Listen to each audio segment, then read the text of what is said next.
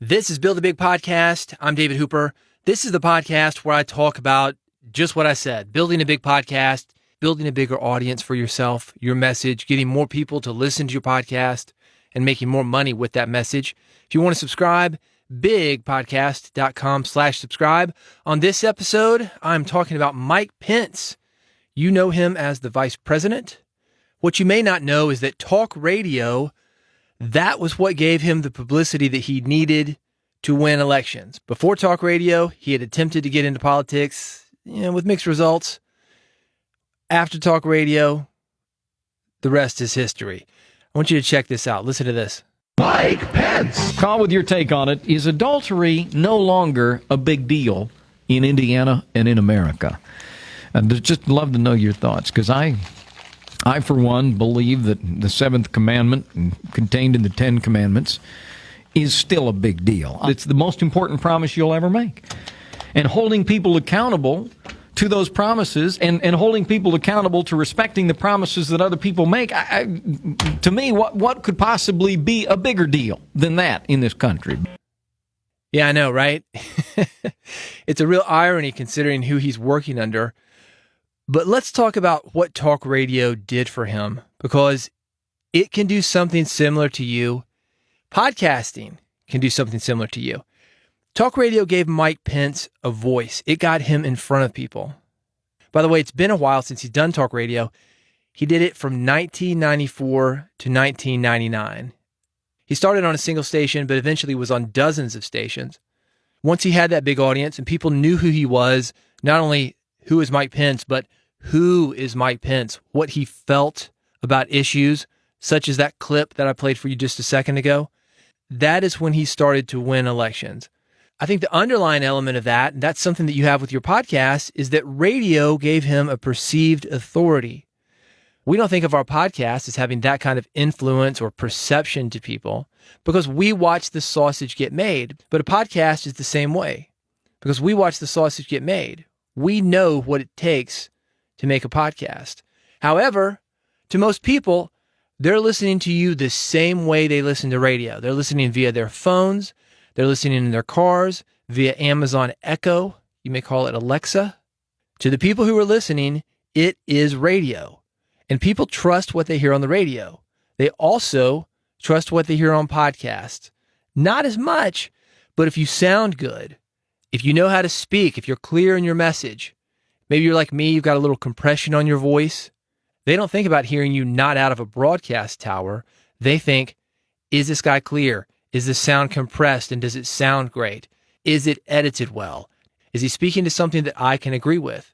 Because let's face it, when you're talking about right-wing talk radio, not a lot of left-wing people listen to that. You are preaching to the choir. Your podcast is no different. Your podcast is something that people are searching out. Let's say that I'm into biking. Well, I'm going to search for a podcast on biking.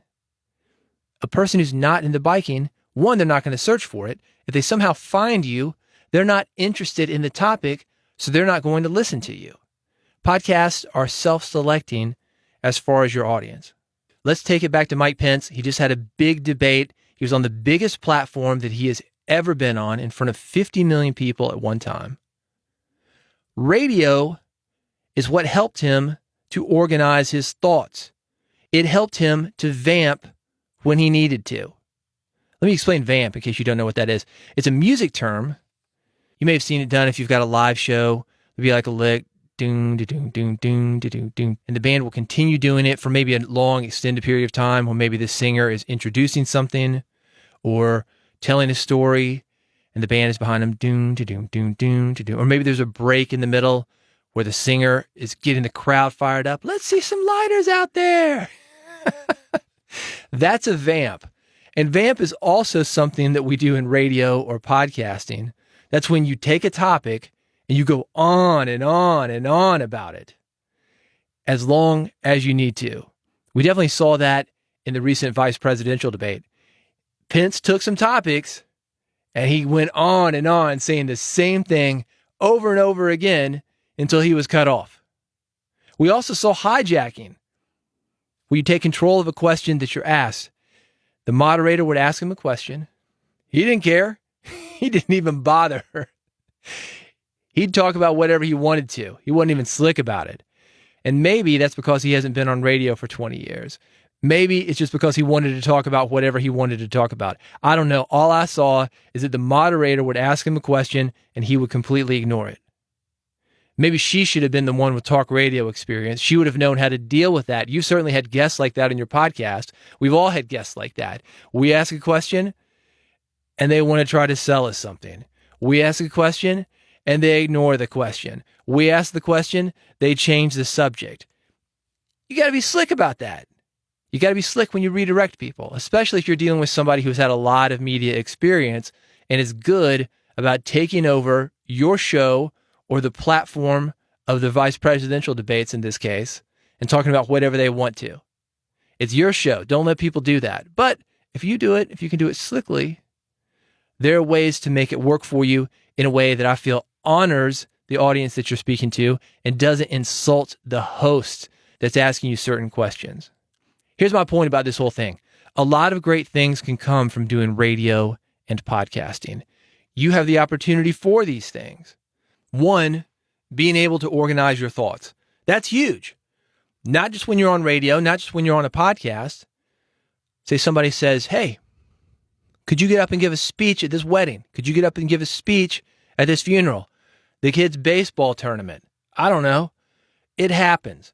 Maybe you see a car wreck and there's a news crew there. They're looking for somebody to speak about it.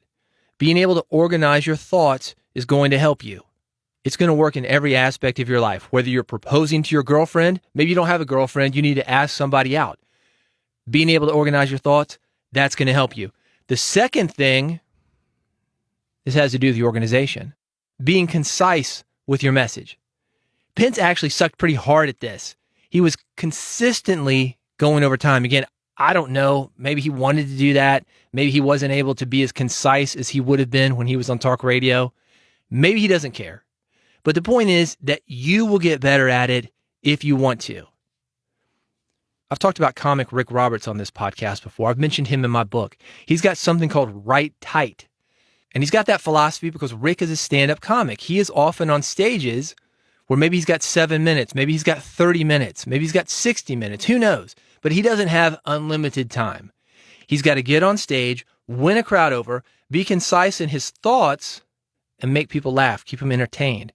You got that same thing that you need to do. And being able to do these two things, organize your thoughts, and then be concise with them, that's going to get better if you continue to podcast. Being recognized as an authority.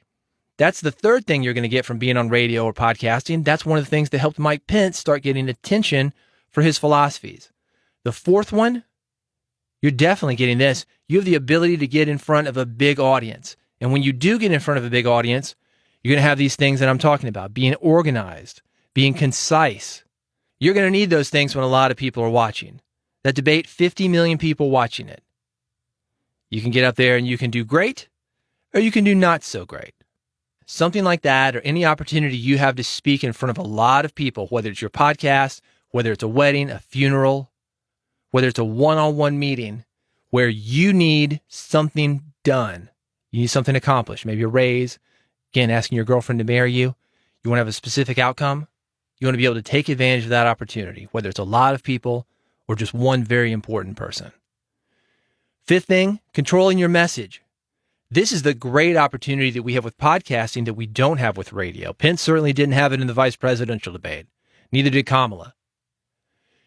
They had to answer questions, or they were supposed to answer questions. Like I just said, I don't think Pence did a very good job of actually answering questions. It wasn't up to them what was asked. But with you on your podcast, who cares? There are no questions.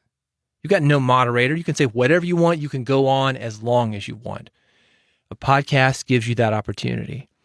I'm going to run through these one more time just to summarize everything. The first, being able to organize your thoughts. The second, being concise with your message. You're going to get better at that when you're podcasting, especially when you edit yourself. You're going to know what works, what doesn't work, what you need to leave in next time, what you need to take out next time.